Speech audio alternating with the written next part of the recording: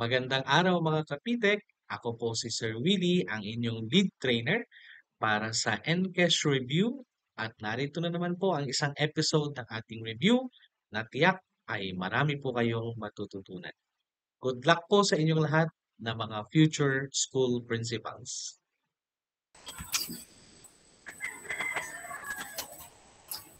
Good afternoon, magandang hapon. Good afternoon, sir. Good afternoon, sir. So I suppose na lahat kayo ay nandito ulit sa group. This will be the third and the last of the session. And then by the next meeting, we're going to have your evaluation na, no? I'll be giving the go signal kung kailan ito gagawin. But ang importante ay matapos natin ngayong araw yung ating discussion.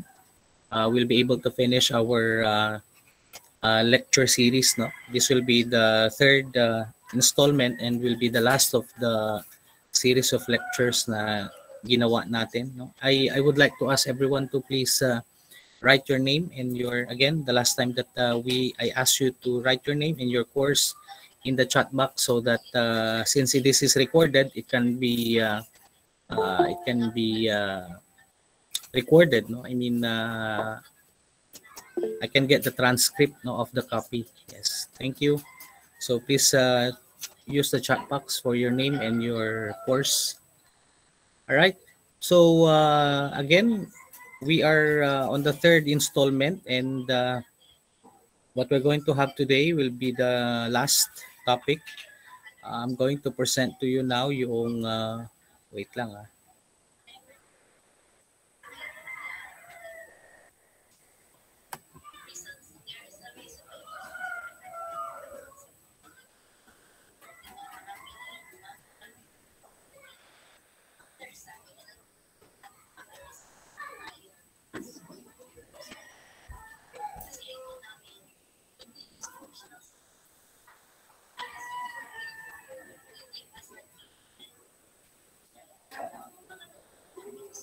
Hindi ko makita yung aking. Alright, cancel it.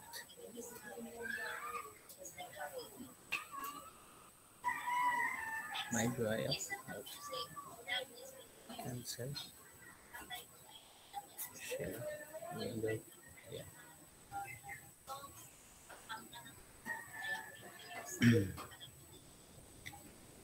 Alright, can you confirm na nakikita na yung ating screen sa ngayon? Yes po, sir. Confirm, yes. Thank you. And we are now, okay.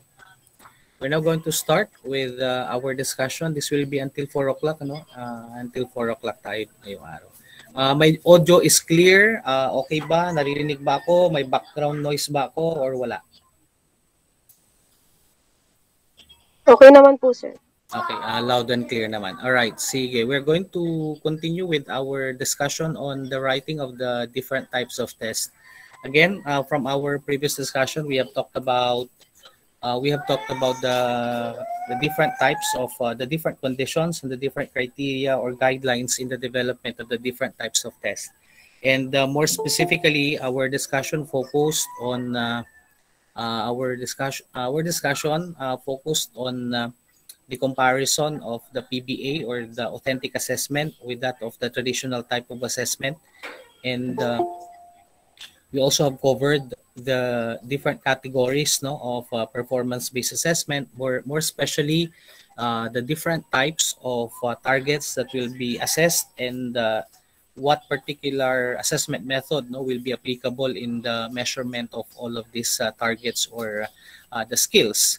No? And we have concluded that there is no particular assessment method that will be able to assess 100%, no, in terms of validity and reliability among the different targets. So meaning may mga specific tayo na mga assessment methods na applicable lamang, no, dun sa ating hinihingi na target or mini-measure na target. Let's say for example, kung ang target mo ay about skills, then meron kang particular corresponding assessment method na po pwede mong magamit, no? Like say for example, pag sinabi nga natin na pag sinabi po ninyo na ang target ay skill, pwede kang gumamit ng performance-based assessment, whether a process-oriented or a product-oriented type of assessment, no? So this time, ang focus naman natin ngayon will be yung development, no, the development ng iba't ibang klase ng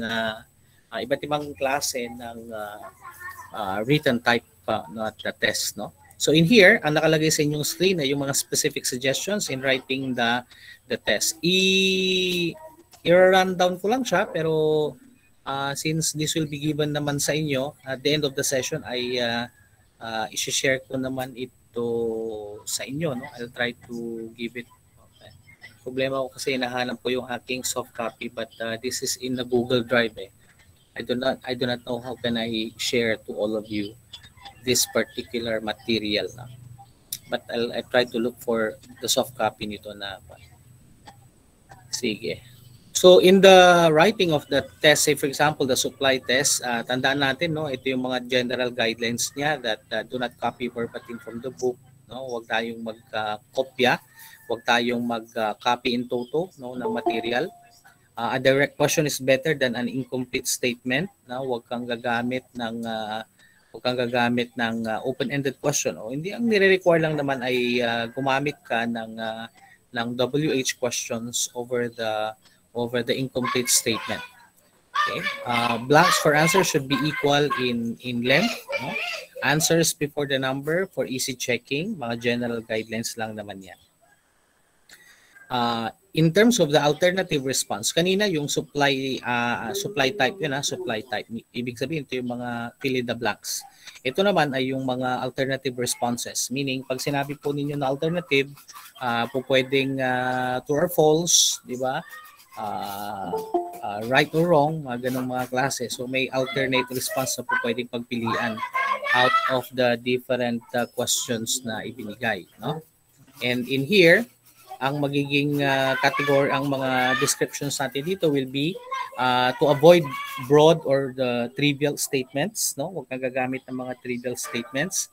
Ano ba yung mga trivial statements, no? Baka pati tatanungin mo kung anong pinakapaboritong pagkain ni Jose Rizal, halimbawa ganun. Mga trivial na ang mga yun, no?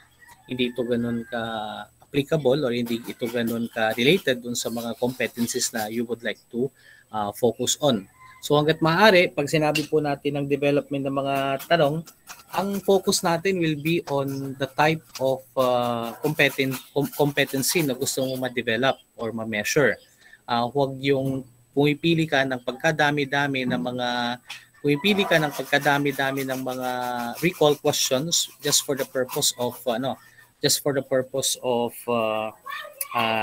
putting trivia, no? So wag ganon. So avoid trivial statements, avoid the use of the negative statements, no? Again, yung paggamit ng negative statement ay na-avoid natin, lalo-lalo na yung paggamit ng tinatawag po natin na double negative, no? So natin yung statement, halimbawa, which of the following are the parts of the cell except. No, pag gumamit ka ng term na except, yung tanong na yun ay tinatawag na natin na negative statement. Pag gumamit ka ng not, ito rin ay isa ng klase ng tinatawag na negative statement. Kung iniiwasan ng negative statement, ang wag mong gagamitin ay double negative. Ibig sabihin, gumagamit ka na ng two negative terms in one statement. So, halimbawa, ang tanong mo ay which of the following is not a part of the cell except. Ayan, meron ka ng term na not, meron ka pang term na except in one statement. Kaya tinatawag ito na double negative. So avoid long and complex sentence.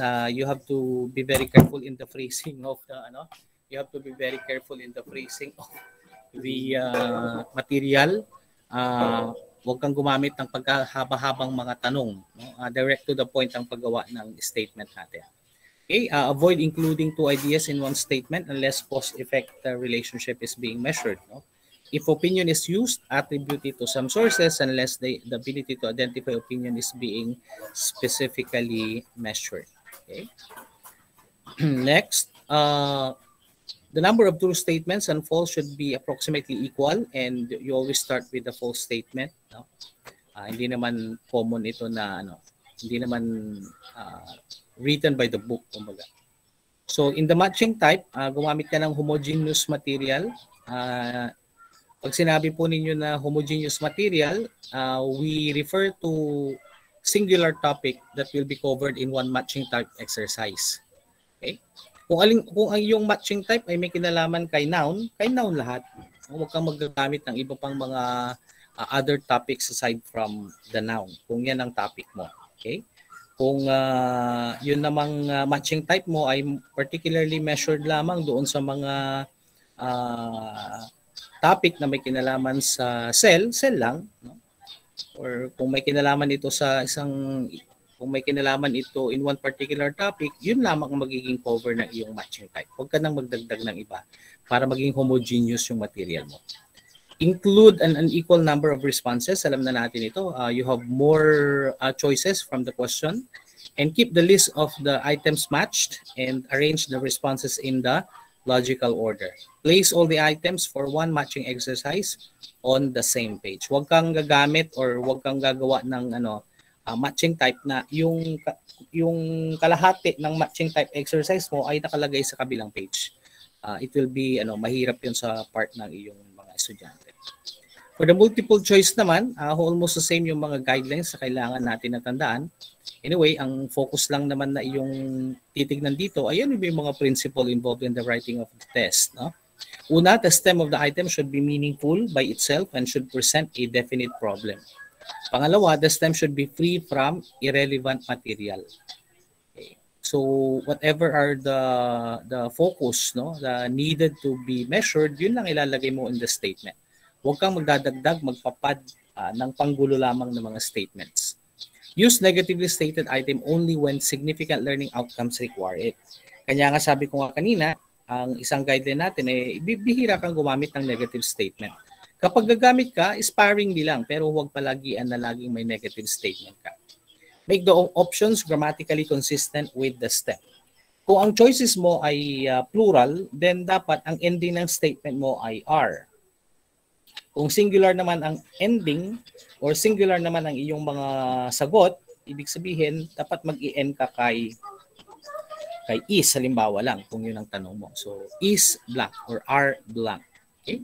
So, yan yun, grammatically consistent. Kasi yung kapag ang bata na pilosopo ay sinabi niya sa'yo, nakita niya yung leak na yon or something na pwede niyang i-argue, then oo nga naman, di ba? Hindi ka makakahindi doon sa bata because tama naman yung argument.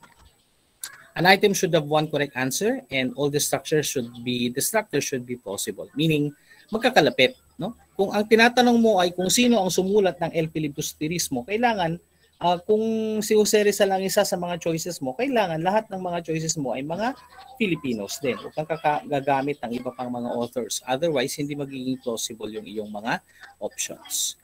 Relative length of options should not give a clue to the correct answer. There is always a saying na kapag mahaba yung mga choices, yun daw yung tamang sagot. So we need to remove that notion. Okay? Use of special alternatives should be done sparingly. Ano bang ibig sabihin nitong mga special alternatives? So pag sinabi mo na special alternatives, ito yung mga all of the above, all of the choices, none of the choices, yan. Mga special alternatives po ang tawag natin dito. Kung may iwasan mo, ay huwag mong gagamitin. In order to make your the quality of the material become even more valid. Okay. Next, for the essay type naman, restrict the use of the essay questions to those learning of outcomes that cannot be measured by objective items and indicate the approximate time limit or the number of points for each question, and present the rubric in scoring the responses before the test will be given. Ibig sabihin, kapag ka magme-measure or pag mag-i-score ka ng isang essay test, make sure that the essay test is meron kang corresponding na rubrics na gagamitin mo. And that is usually a type of anong klaseng rubric yan. Ito ay isang holistic. No? Pwede kang gumamit ng tinatawag natin na holistic na rubrics. Alright?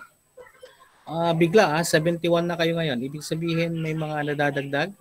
I just don't know, no? Again, let me remind you mga kararating lang to please key in your answer, your name and your course, no, in the chat box, no, para ma-capture ko po ang inyong attendance. All right. What else? Tignan natin yung susunod. Essay type pa rin.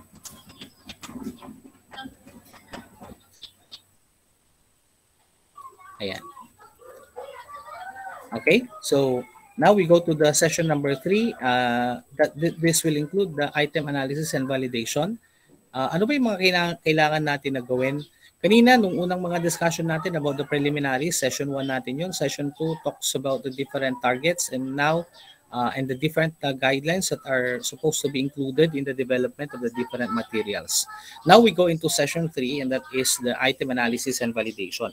So kung meron ka ng nagawa na mga material, in-administer mo na yung testing material mo or yung measurement material mo, anong susunod na gagawin ng isang teacher? Siyempre, a-analyze mo na yung mga sagot.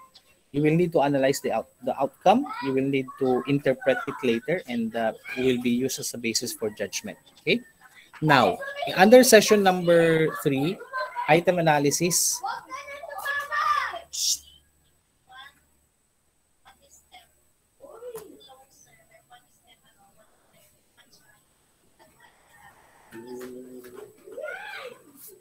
Alright? So for item analysis, meron kang index of difficulty and then the index of discrimination. And then for the second one, we have the properties of the assessment methods, including the validity, reliability, objectivity, practicality, and efficiency. Tingnan muna natin yung mga criteria needed for a good test. Dalawang klase ng criteria ang kailangan mong tingnan. Una, validity at ang pangalawa naman ay yung reliability. Okay? So dalawang bagay po 'yan na lagi mong babaunin pag tinatanong ka kung ano nga ba yung mga criteria for a good test. And we talk about the test in general, not only for the written type of test or the written response instruments, but also the other types of tests, including the performance-based assessment material. So kapag validity ang pinag-uusapan natin, validity refers to the degree to which the test measures what is intended to measure, and it is the usefulness of the test material for a given purpose. It is also the most important criterion for a good examination. And a validity coefficient should be at least 0.5, but preferably higher. So in the LET, kapag binigyan ka po ng situation na kung saan pipili ka ng you will be choosing kung anong particular you'll be choosing kung anong particular criterion ang iyong pipiliin between validity and reliability. You always have to go with validity. Ang validity will always dictate that the material is reliable. But a reliable test will not always give you a valid material. Okay? Kaya nga tandaan po ninyo yun, between validity and reliability, it should be validity ang mangingibabaw, And the validity coefficient should be at least 0.5, but preferably higher. So in the LET, ibinibigay sa iyo yung mga numbers, ibinibigay sa iyo yung mga conditions, ang gagawin mo diyan ay interpret mo.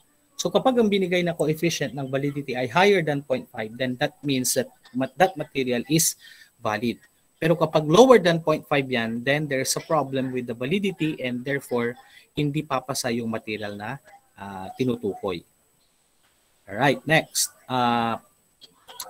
We also have, syempre kung may validity, merong mga factors that will influence the validity of the test. Una, appropriateness, syempre directions, reading vocabulary. Pag sinabi po natin na appropriateness, this is something to do with the use of the proper assessment method. So kung yung target mo ay all about remembering or all about recall of facts, then gumamit ka ng objective type of test. That makes it valid. Pero pag ang iyong mini-measure ay may kinalaman kay yung ability to evaluate or ability to critically analyze, then gumamit ka ng essay type, halimbawa. So that makes it valid. Yan yung tinatawag natin na appropriateness. Yung binigay natin na table kanina, yun po yung supposedly na pwede natin na magamit as a measure of validity. Reading vocabulary and sentence structure should also be included, and the difficulty of items should be between 0.26 hanggang 0.75. That is the right difficulty. Lower than 0.26 is already too difficult, and higher than 0.75 is already too easy. So do not give, if the material or if the test question will give you the data that it is around 0.20 or lower than 0.25, then that is already too difficult. No? And kapag naman 0.78 or higher than 0.75, then that is already too easy and hindi rin ito magiging valid. Okay, next. Meron pang ibang factors, no, na po pwede natin na makita dito, kagaya ng discrimination index. Ang acceptable discrimination index ng valid test ay nasa 0.46 and above. So ang highest naman dyan ay 1. So lower than 0.46 is already questionable. So kailangan dalawang bagay ang tinitingnan mo doon, the validity index at saka yung discrimination index. Again, ulitin ko ha, yung validity index 0.26 hanggang 0.75. Kapag discrimination index naman ay 0.46 hanggang 1. You've learned this na in your assessment of learning topic na nung kinompute ninyo ang discrimination index, pwede kang makakuha ng negative, no, na discrimination. Kapag negative po yung discrimination, ibig sabihin hindi pumasa yung material na yon. No? The material cannot discriminate between who is really able to choose the correct answer because he knew the answer, but rather they were able to select, no, yung the right answer because of yung probability lamang, not because they really know the answer or they are able to discriminate, no, between yung mga magaling at saka yung mga hindi talaga magaling. Okay? Construction of the test items, kasama din dyan. Length of the test, arrangement of items, and the patterns of answers are all related, you know, in the determination of the validity. There are different ways on how you establish validity. You know, meron kang face validity, which is done by examining the physical appearance of the test.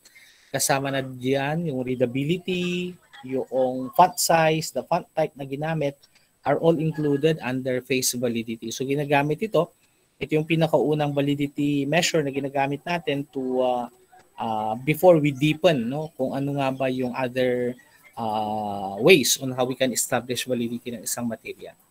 Pangalawa, yung content validity, which is done through a careful and critical examination of the objectives of the test. Alright? And then syempre, yung content validity ay marireinforce yan kung kapag gumamit ka ng table of specifications. So, pag maipakita mo na iyong material or test material ay gumamit ng TOS, ang TOS is already an indicator, no, na nami-meet na noong test material mo yung tinatawag natin na content validity.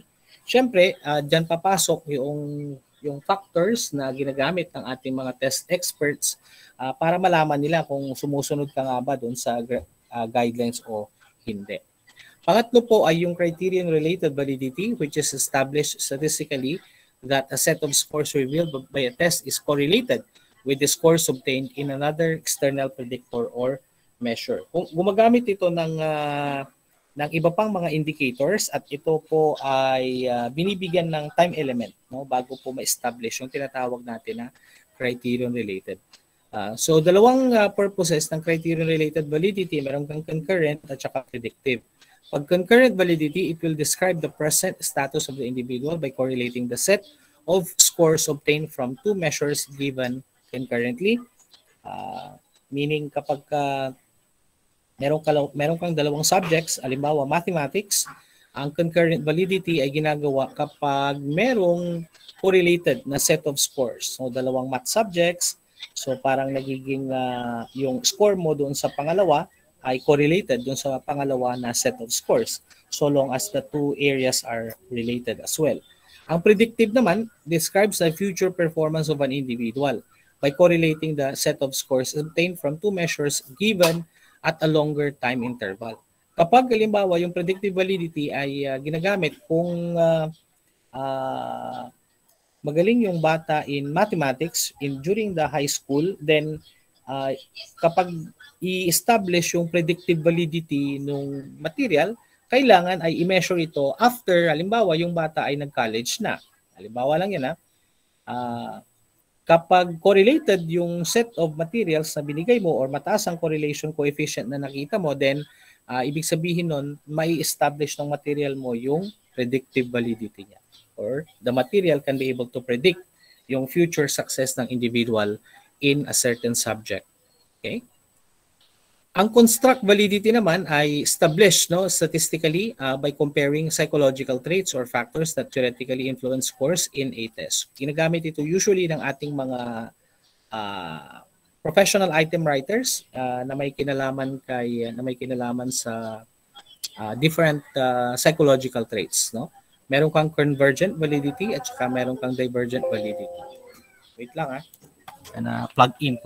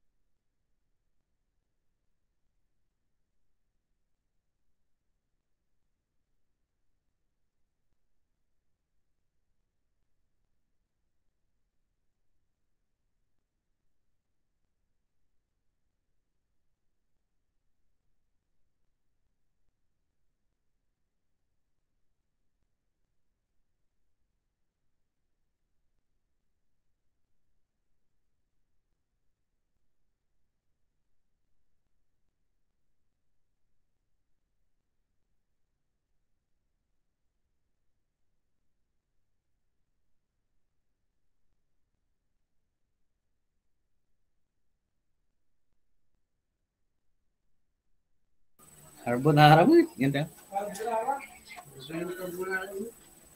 Carbonara ka mo? Carbonara. Okay, naririnig ako. Sorry, medyo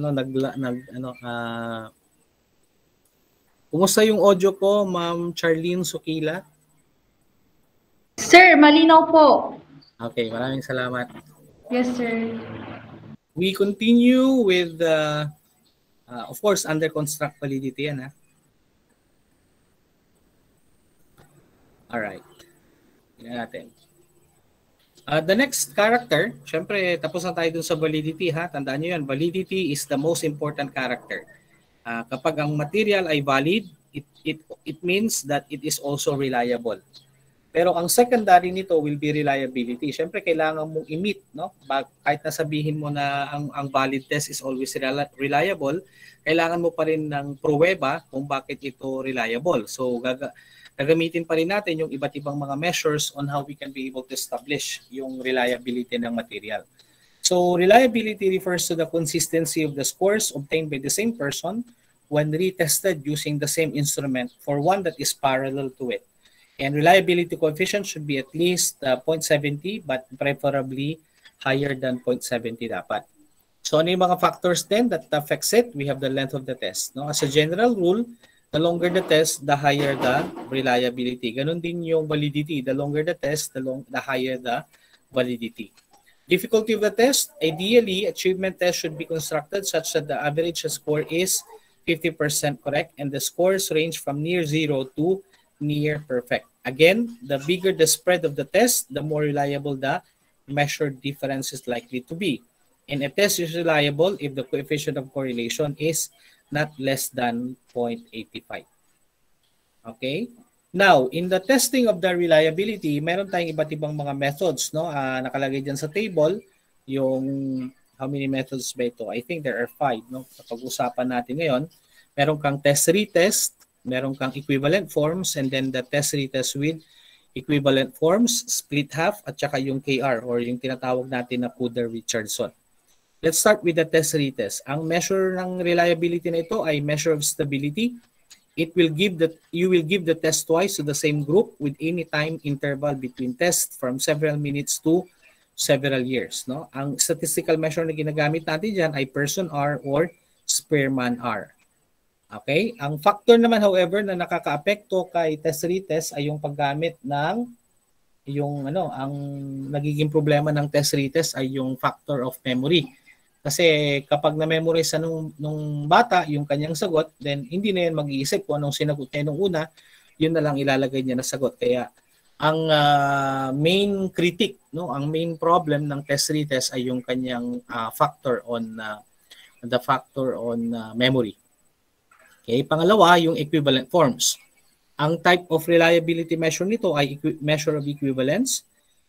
The procedure is to give parallel forms of tests with close time intervals between forms, at Pearson R naman ang ginagamit na statistical formula. Okay, parallel forms, ibig sabihin po ng parallel forms, pareho ng competency na mini-measure, tama? Okay, baka kasi hindi tayo pareho ng interpretation pag sinabi po ninyo ng parallel, no? Ang parallel hindi ibig sabihin na pareho. Okay, kung anong binigay mo na saktong material during the pre-test, sabihin mo, parallel naman, yun na lang dati, no? Pangalawa na lang, idodoble ko na lang yung material. Hindi po. Okay? At hindi rin ibig sabihin na yung parallel ay nagpalit ka lang ng mga pangalan. Kung yung una mong tanong ay Pedro, ang pangalan ng karakter mo, okay? Si Pedro ay may 5 bayabas, no? At sa yung kaliwang kamay naman niya ay merong 2 ubas. O, ganyan. Tapos, in your parallel question, ay pinalitan mo lang si Pedro. Ginawa mong Pedra, no? At saka yung bayabas, pinalitan mo lang ng santol, pero parehas pa rin yung mga number. No? Hindi naman parallel yun, no? Same question lang yun.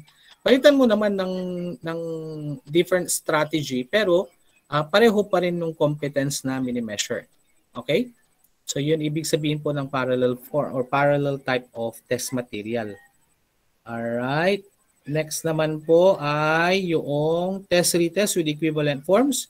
It's a measure of stability and equivalence. It will give parallel forms of tests with increased time intervals between forms.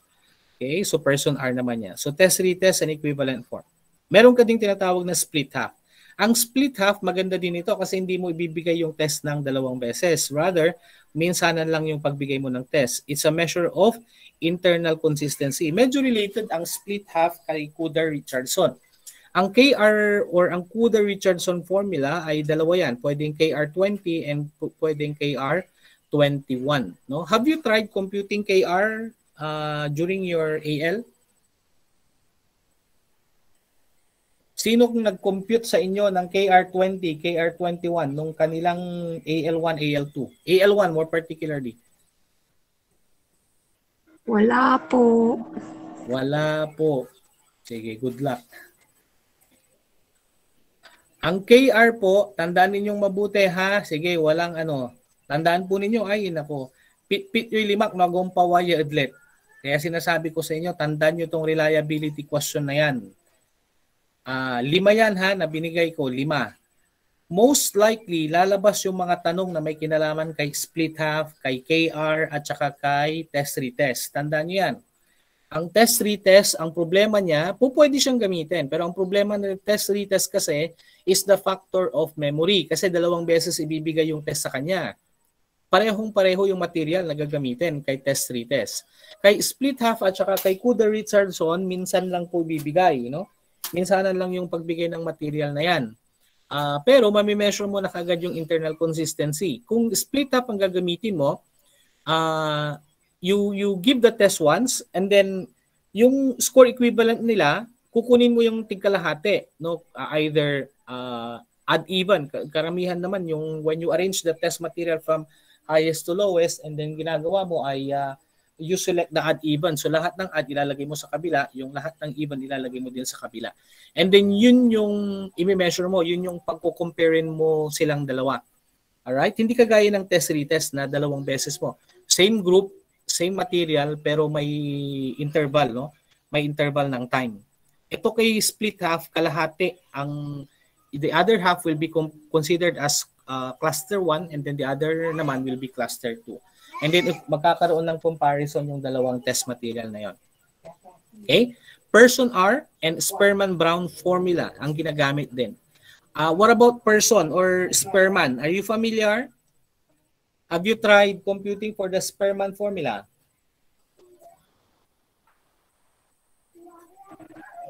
Sige. Silence means yes. LV. Kiana. Sperman formula, have you tried computing? Yung personal. Meron. Meron ba?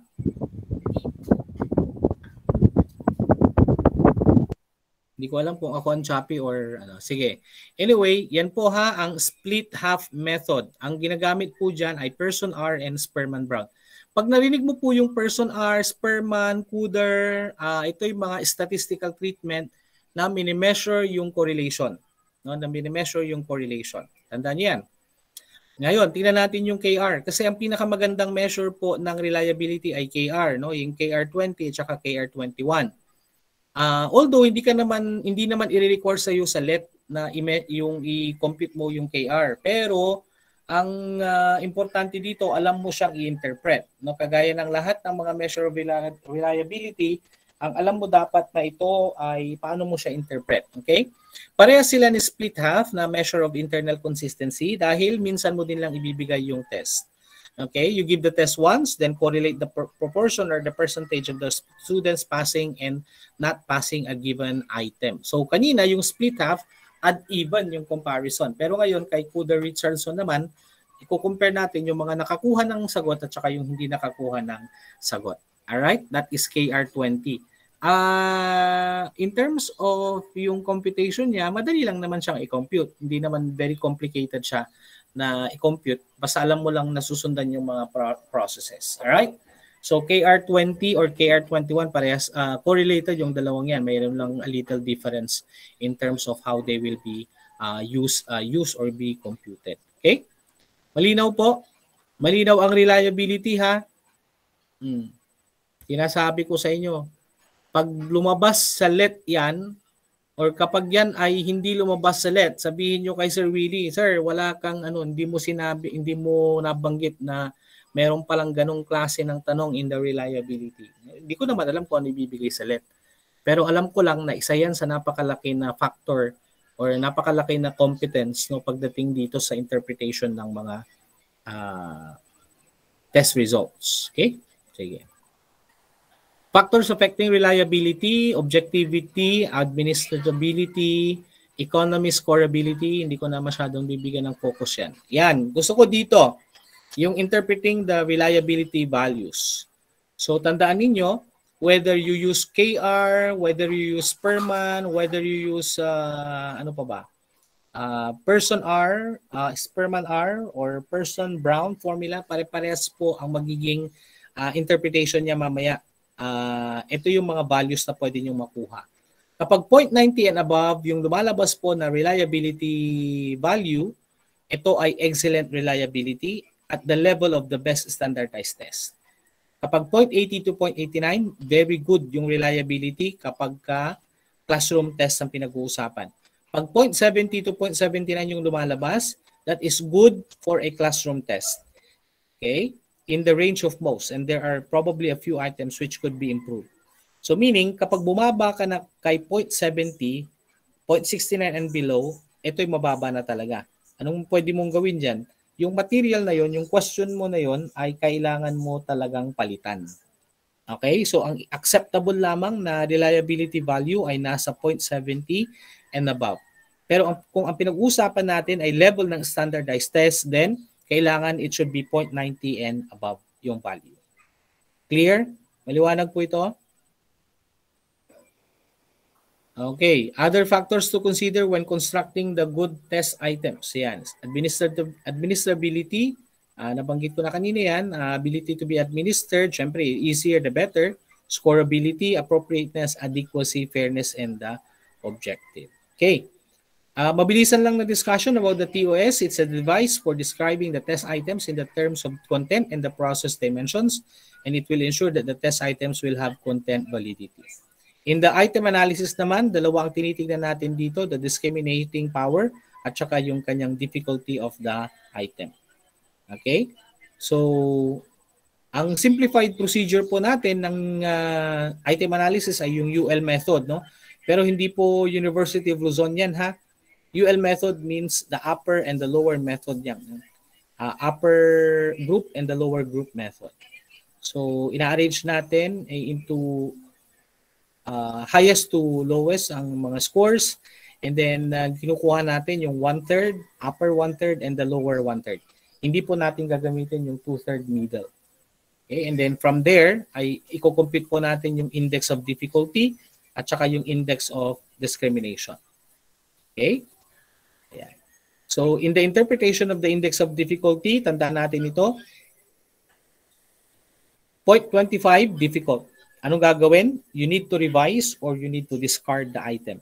Pag 0.26 to 0.75, it's the right difficulty, then you need to retain the item. Pag 0.76 and above, very easy yung item, then kailangan mo siyang i-revise or i-discard.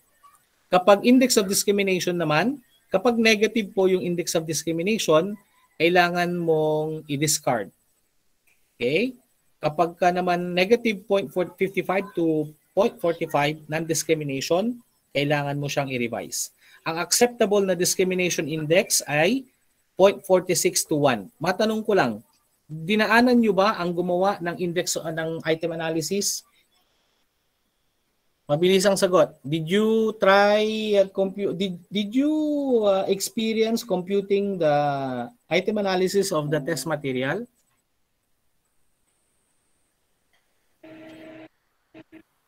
Yes or no? Angelica Gabriel, yes. Nasubukan mo ba? Hindi. Wala. Sige, silence means yes. Okay, si Shino Okbo umalis sa meeting. Yan. Hindi ko alam kung bakit. Alright, sige ha. Ilan na ba tayo? 63. Kanina 71 yan. Ngayon ay ano na lang. 63 na lang. Okay, sige tuloy tayo. Acceptable discrimination index 0.46 hanggang 1. Okay. Now, tingnan na naman natin itong interpretation. Nandito na tayo sa pag-interpret ng scores. Kaya after the discrimination index, ang isang napaka-importante na factor na kailangan nating bigyan ng pansin ay yung information from a normal curve. Ang topic na ito ay may kinalaman po sa pagitan or sa topic between criterion reference and then the norm reference grading. Ano ba ang pagkakaiba ng norm referencing at saka criterion referencing? Una, pag-usapan natin yung norm. So pag sinabi mong norm, ito yon, no? Information on the normal curve. Ang norm reference grading, ibig sabihin, within the group, meron kang ma-determine na upper group at may mga lower group ka na tinatawag. So yung mga upper group mo, sila yung mga above the mean, ang kanilang scores, at sila yung makakakuha ng matataas na grade, interpretation ng grade. Pero meron ka ding nasa gitna na grupo, ito yung kumbaga bulk of the distribution nasa gitna, and then meron kang mga mabababa, ilang mga scores na mabababa. So ibig sabihin nun, kung ipa-plot natin yan in a graph, ang lalabas diyan, if it is a standard type of distribution, then ang tawag po natin doon ay normal curve. Okay, can you see the numbers within the curve? Nakikita niyo po ba yung scores niya? Kung anong ibig sabihin ng normal interpretation, the normal curve interpretation. Okay. Yan po ang ibig sabihin ng normal curve. Meron kang bulk of the distribution na nasa 34%, one standard deviation above the mean, at saka meron kang 34% din na the bulk of the distribution falling below one standard deviation below the mean. Ibig sabihin, mula doon kay mean, pababa, meron kang 34%, and one standard deviation above the mean, meron ka ding another 34% for a total of 68%. In the normal distribution, therefore, meron kang 68% na distribution between negative 1 SD to positive 1 SD. Ano yung SD? Standard deviation. Alright? Again, itinutumbok ko na dito yung standard deviation ha. Again, ang understanding ko ay natapos na po kayo niyan, no, na na-discuss niyo po kung anong ibig sabihin ng standard deviation. Ang standard deviation ay isang measure that will determine the distribution, how far the scores are with one another. It's a measure of dispersal. It's a measure of dispersion. Tinitignan natin kung gaano kalalayo yung scores ng bawat isa. So the higher the standard deviation, ibig sabihin the higher the distance, no? Statistically between one score to another. So kapag ibig sabihin yung kanilang mga scores ng klase mo ay may mga extreme high at saka meron ka ding mga extreme low. Pero kapag mababa yung standard deviation mo, meaning magkakalapit yung mga scores. Karamihan ng mga nakakuha or nag-take ng exam ay nandun magkakalapit ang kanilang mga interpretation. You have to remember sa LET, okay? In the LET, ang alam ko diyan sa LET, ito ay ginagamitan ng norm referencing, no? Norm referencing. Hindi po nangangahulugan na ang score mo ay corresponding dun sa actual score mo dun sa exam. Hindi po, no? Merong interpretation na ginagawa diyan. Kanya nga nagkakaroon yan ng percentile ranking, nirarank ka according to the percentile, depende sa grupo. Kaya nga kapag normal curve or norm reference interpretation, medyo problemado ka kapag yung mga kasabayan mong nag-exam talagang magagaling. Kasi hahatakin nila yung passing percentage doon sa mataas, no? Medyo mataas yung passing interpretation. Imagine mo kung ang grupo mo, halimbawa lang ha, yung isang section, ilagay natin sa konteksto ng classroom. Kapag norm referencing niya, meron tayong tinatawag na problem of equivalency. Okay? Si Pedro ay nasa section 1. Ang score ni Pedro sa exam ay 35. Okay? Pero karamihan ng kaklase ni Pedro, ang score nila, dahil magagaling yun, nasa section 1, ang average score, ang mean score ng mga kaklase ni Pedro ay 40 out of 50. So if you're going to interpret the score of Pedro, is it above the mean or below the mean?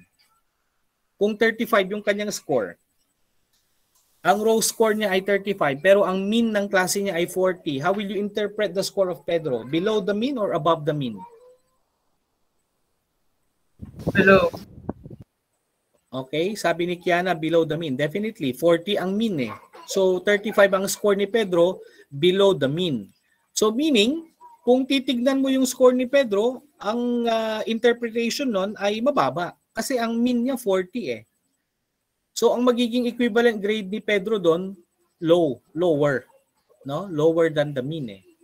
Pero kung ilagay mo yung score ni Pedro na nasa 35, ipagpalagay mo na si Pedro ay nasa section 108. Sabihin mo na nasa last section siya. At ang score ni Pedro ay 35. Pero ang mean ng grupo ng nasa section 108 ay 20. Ilan ang score ni Pedro? 35. Pero ang mean ng klase niya ay 20. How will you now interpret the score of Pedro? Below the mean or above the mean? Above. Above the mean. Meaning, mataas ang magiging equivalent score sana ni Pedro. Nagkakaintindihan po ba tayo? Okay? I hope nakukuha niyo yung ibig kong sabihin. I have no time to discuss everything to you, pero I assume na meron na kayong idea sa comparison between a norm reference grading at saka yung tinatawag natin na criterion reference grading. Ang pinaka-problema kay norm ay meron siyang problem of equivalency. Okay? which is not the case kapag gumamit ka ng criterion. Kasi kung meron kang score na 35 at yung score na 35 na yon ay sasabihin mong meron kang definitive na formula for interpretation, then ang tawag mo doon ay criterion reference. Kung ang sinabi mo ay 75% passing, kukunin mo lang yung equivalent ni Pedro. Kung 35 divided by 50 times 100, tignan mo kung ito ay umabot ng 75%. Tama? Ang tawag po ng interpretation na yon ay criterion reference. Okay?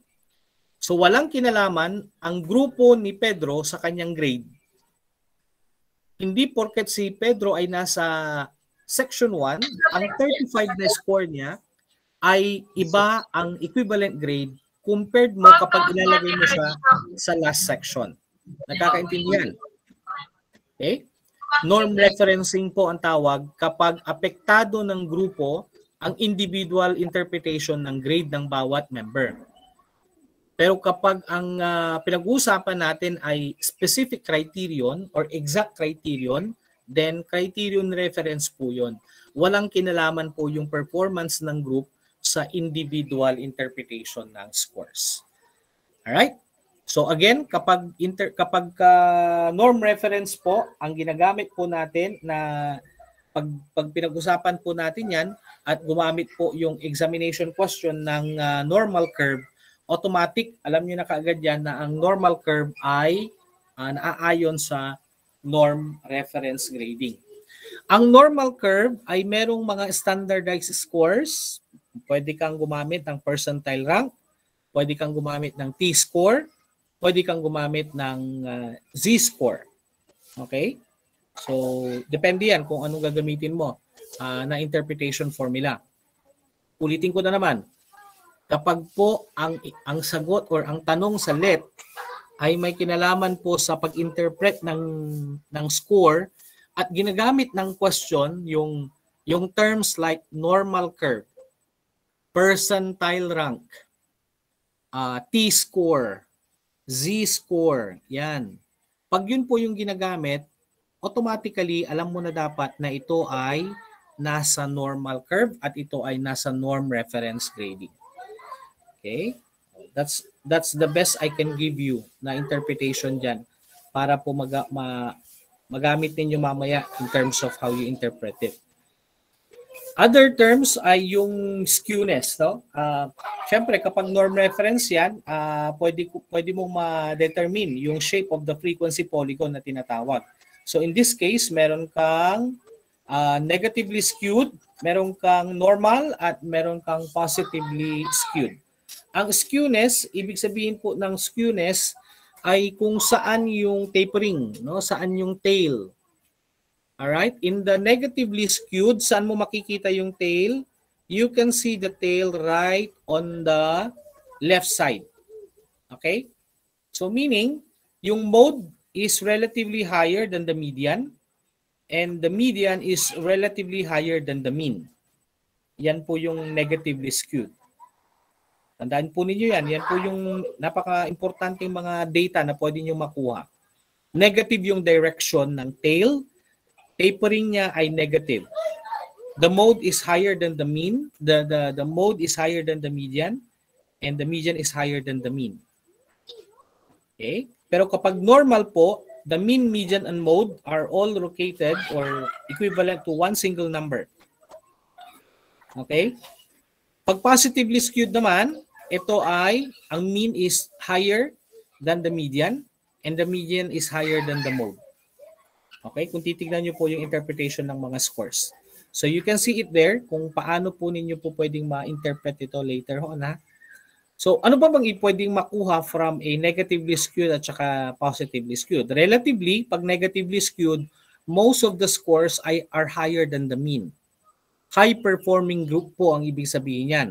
Magagaling ang yung mga bata na nandyan kasi yung scores ng mga bata within that class ay most of them located higher than the mean. Okay. Pag positively skewed naman, low-performing group kasi most of the scores fall below the mean. No, below the mean.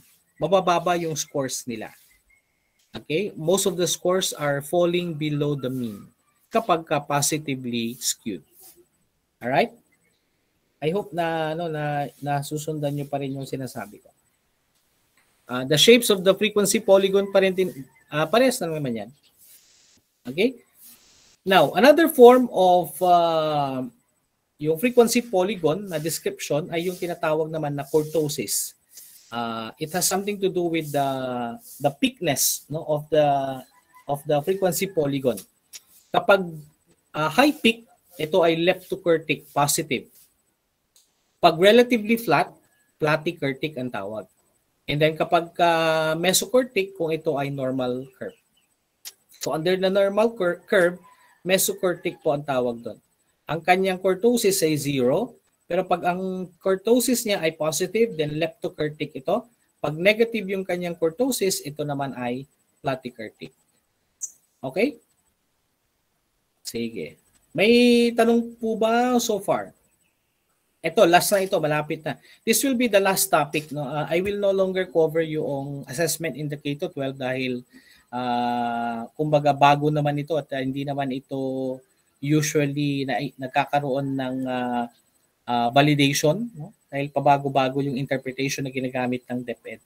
But in terms of the principles of assessment, hanggang dito po kay session number 4, no, ang pag-uusapan natin. Okay.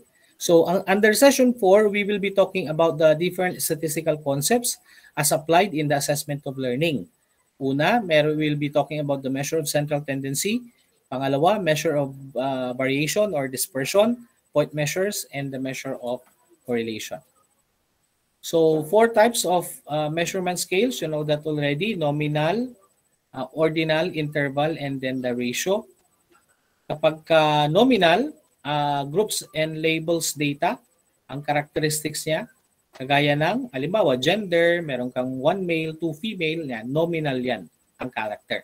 Pag ordinal naman, ordering, no, ranking data. So, halimbawa, low, average, high, ordinal yon. Kapag interval, the distance between points are equal and there's no absolute 0 point. No? Test scores and temperature, a score of 0 in a test does not mean no knowledge at all. Halimbawa lang. And then the ratio naman, all of the above except that it has an absolute 0 point. Halimbawa, the height and the weight. Now, let's look into the measure of central tendency and variability. Pinagsama na yan for purpose of discussion para makuha po natin. Halimbawa lang, if the frequency distribution is regular, normal, symmetrical, or usually when the data are numeric under the interval or ratio, ang appropriate statistical tool na pwede po nating magamit ay mean, pag measure of central tendency. At standard deviation naman kapag measure of variability. Ang measure of central tendency describes the representative value of a set of data. So, in one distribution, ang mean will represent the value of the entire distribution. Pag measure of variability naman, ang mini-measure natin ay, ang ginagamit natin ay ang standard deviation. It describes the degree of spread or dispersion of a set of data. Ayan. Okay? Ang standard deviation. Kapag ka naman skewed, irregular ang distribution, and when the data is ordinal, ang gagamitin po natin na measure of central tendency ay median. Kapag measure of variability naman, ang gagamitin po natin ay quartile deviation. Okay, median. Halimbawa, income distribution, usually ordinal yan, and ginagamit, kung skewed yung distribution niya, ang ginagamit po talaga natin ay median.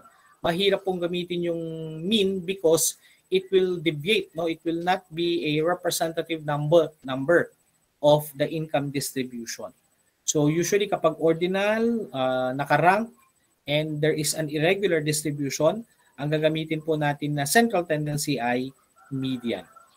When the distribution of score is normal and quick answer is needed, gumamit ka po ng mode, at kapag measure of variability naman ay range ang gagamitin po natin. Alright, next we have the point measures. Ang point measures naman, we divide, meron tayong tatlo, no? Mabilisan lang po ito na ibibigay ko. Ang point measures po ay pwede kang gumamit ng quartile, meron kang decile, meron kang percentile. Pag quartile, 4 equal divisions. Kapag decile naman, there will be 10 equal divisions. And kung percentile ay 100 equal divisions. Kapag po sa LET, ang interpretation ng inyong mga scores ay nakalagay po sa percentile ranking. Okay? Percentile ranking. Ang ibig sabihin po nun, ang lalabas sa LET results ninyo mamaya ay hindi naman necessarily your row score, but it will be the percentile rank of your score. Okay po ba? Halimbawa, there will be kinukumpile lahat yung scores ninyo from the different areas of the LET. And then pag na-combine na yon, nakita yung ranking mo, nilalagay po yun sa tinatawag natin na percentile ranking. Okay?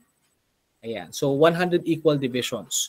Kung yung score mo ay nandoon ka sa ano bang passing ngayon? 75 pa rin? Or 80 na? Anong passing ng LET? 75 pa rin po ata. 75% passing, halimbawa, ibig sabihin yung nandun ka sa 75th rank, yung equivalent ng iyong score. Okay? Kaya nga kapag ka mag-i-aim ka, pagka nagdadasal ka, Charlene, pag magdadasal ka na maglilit, sabihin mo na, Lord, mag-top notcher sana ako. Yan. Yun lagi ang hilingin mo. No? Kasi pag medyo nakaidlib ng konti si Lord at medyo nakaligtaan niya siguro, ay, iningi pala ni Charlie na mag-top notcher. No? Tapos, ito na lang ibibigay ko sa kanya. At least, pumasa ka pa rin, di ba? Hindi ka man nag-top notch, ay papasa ka pa rin. No? So you really have to aim na ikaw ay maging top notcher ng iyong kwan. Okay? Para medyo malaki-laki yung bulk na po pwede mo makuha mamaya. Kapag percentile ranking yan, ang ini-interpret ngayon ay yung score equivalent mo. Yung row score mo, inilalagay into a percentile ranking. Next, measure of correlation. Medyo marami na ako nabanggit sa measure of correlation kanina. Person R, Spearman R, yan. Hindi ko na ito, ayan, no? Spearman rank correlation or the Spearman row, ginagamit yan. Person product movement or person R, ito yung ginagamit din natin. Okay, and then the correlation values, nabanggit ko na rin ito kapag 0 to positive or negative 20, negligible yung correlation. Pag 0.21 to 0.40, ito ay low or slight correlation. Marked or moderate, kung ito ay 41 to 70. 71 to 90 ay high correlation. 91 to 99 naman ay very high correlation. And kapag perfect correlation, ito ay 1. Positive or negative 1. Perfect correlation. Ang scattergram ay ginagamit din as a measure of correlation. It is used to measure the relationship of two variables when the total number of n or the total number of cases is equal to or greater than 30, or this is applicable to large number of cases. All right. Now, let's go into the standard scores.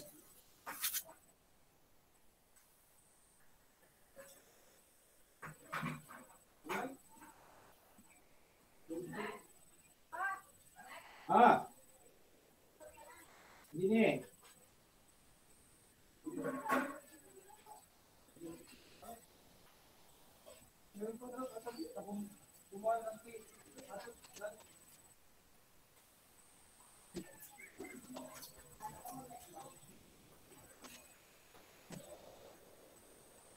Bakit?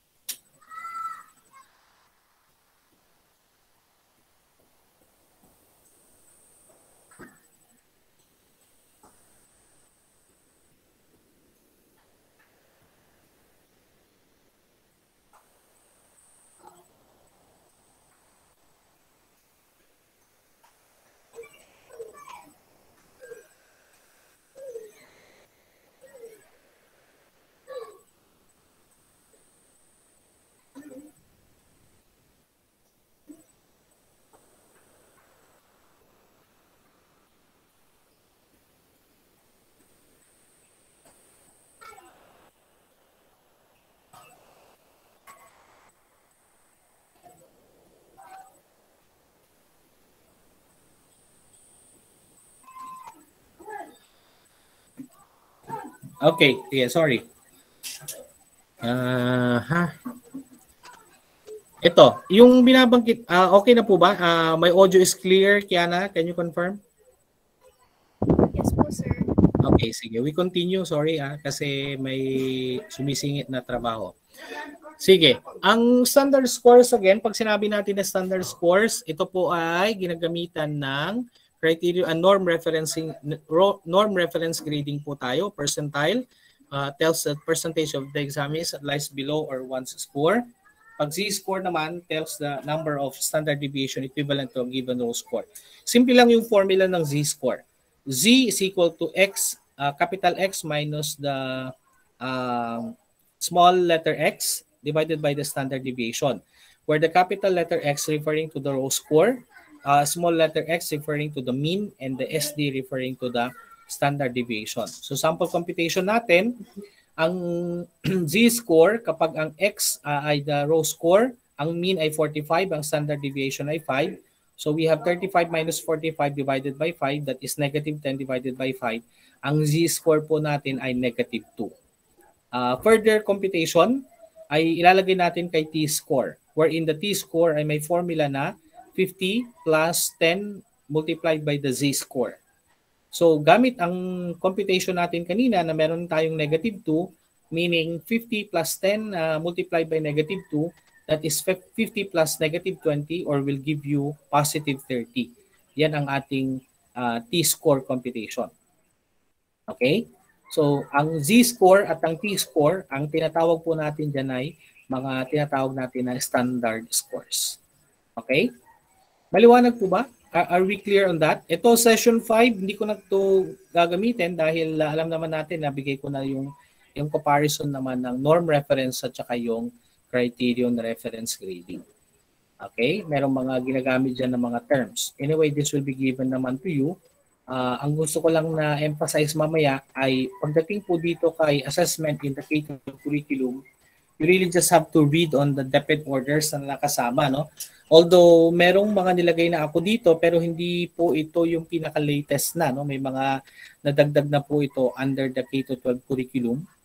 Okay, ano ba yung mga characters ng assessment in the K-12 curriculum? Unang-una, ito ay holistic, ito ay standards-based. Meron tayong tinatawag na mga performance standards, meron tayong tinatawag na content standards. So, content at saka performance standards ay nakapaloob po sa ating DepEd order na may kinalaman sa assessment in the K-12 curriculum. So, kung gusto niyo pong malaman yung iba pang mga ano dyan, you can have to download yung ating DepEd order. Ito, nakalagay naman dito yung salient ng DepEd order number 8, series of 2015. So, yan, no, yung mga terms na ginagamit natin. Ginagamit yung cognitive process dimensions, and then nandyan pa rin yung comparison between the formative and the summative test. Under the DepEd order number 8, ang components ng summative assessment ay written work, sa performance task, at saka yung tinatawag natin na quarterly assessment. Okay? Ayan. Any questions?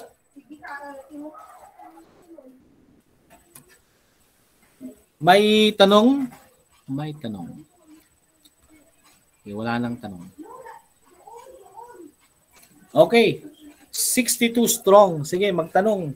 Meron pa kayong time para kung merong mga areas na gusto nyong ma-emphasize.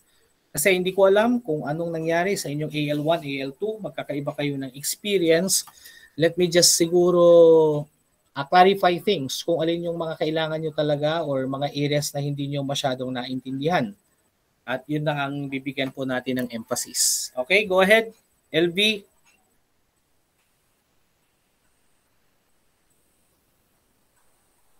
Sir, yung sa item analysis po. Anong problema kay item analysis? Have you tried doing that? Hindi, LV. Sir, ni-report ko po noon pero hindi ko po maalalang pinag-solve po kami. Okay. Ang item analysis, bibigyan ko lang ng viewpoint yan, ano? May dalawa ka lang kailangan na intindihin dito kay item analysis. Hindi nyo kailangan na i-review lahat yung procedure. Yung binanggit ko na UL method, hindi nyo naman, I don't think na pagkukomputin kayo doon kasi kung meron man, ang based on experience na nakikita ko at sa mga feedback na nakikita ko from yung mga naunang mga nag-exam ng NET, they are not really they're not really giving them the time or the data, and they needed to compute based from the data. Hindi ganun yung nangyayari. But rather, they are given the values, and you're going to interpret the values. Kanya nga dito kay item analysis, ang pwede niyong bigyan dyan ng emphasis ay yung interpretation ng index of discrimination at saka yung index of difficulty. Dalawa lang naman yon. Okay? Ano bang ibig sabihin ng difficulty index? The difficulty level of the test item, either it is too easy or too difficult. So how will you determine if it is too difficult? Ang kanyang difficulty index ay 0.25 and below. Pag too easy naman, 0.75 and above ang kanyang values. Okay? Kapag discrimination index naman, tandaan ninyo, ang working meaning, ang working definition ng tinatawag nating discrimination index. Pag sinabi mong discrimination index, yung in layman's term, hindi madaling mahulaan yung tanong mo. Okay? Ganun yung meaning nun, no? Hindi siya madaling mahulaan. Because it can discriminate those who can really answer the question based on their knowledge, and those that were able to answer the question based on luck or based on probability. Okay? Yun yung discrimination index. Kaya nga, kung ang tanong mo ay madaling mahulaan, ibig sabihin nun, mababa ang discrimination index mo. Okay? Pero kung tama yung discrimination index mo, ibig sabihin po nun, maganda yung pagkakasulat ng iyong tanong. Hindi madaling hulaan. At malalaman lamang na ang tamang sagot kung alam mo talaga yung competence na minimeasure or yung content na tinutukoy. Okay ba? Are we clear? Kasi yung discrimination index, para mong sinasabi, ganito yan eh. Okay. Meron kang upper group. Okay? Yung upper group, sila yung mga matataas yung mga nakuha. And then meron ka ding lower group. Okay? Meron kang lower group. Ito yung mga mabababa yung nakuha. Ang discrimination index ng iyong tanong ay may problema kapag mas marami from the lower group ang nakakuha ng tamang sagot kaysa sa mga nasa upper group. Nakuha niyo ba? Di ba sino ba dapat ang makakakuha ng tamang sagot? Eh yung mga magagaling, yung mga matatalino, merong nakakuha talaga based on analysis. Okay? Kasi sila yung nasa upper group mo eh. So meaning, if your question elicited more correct responses coming from the lower group than the upper group, may problema yung tanong mo. Either nahulaan, madaling hulaan ng mga hindi nagbabasa or ng hindi talaga nag-aral, at napakahirap na sagutin on the part ng mga nag-review talaga. Meaning confusing. Either yung pagka-phrase mo ng tanong ay may problema at nilito mo yung mga talagang nag-a-analyze na mga estudyante. At dahil nalito mo na sila, mali na yung sagot nila. Okay? Yan ang ibig sabihin ng discrimination index. In the item analysis, yun lang po ang kailangan yung maintindihan. You have to differentiate between, you have to distinguish between index of discrimination and the index of difficulty. Okay, good. Ano pa? Magtanong na kayo ngayon dahil sa susunod na meeting ninyo, ang ibibigay ko na po ay, ano nang ibibigay ko? Ang ibibigay ko na po sa inyo ay yung test questions na.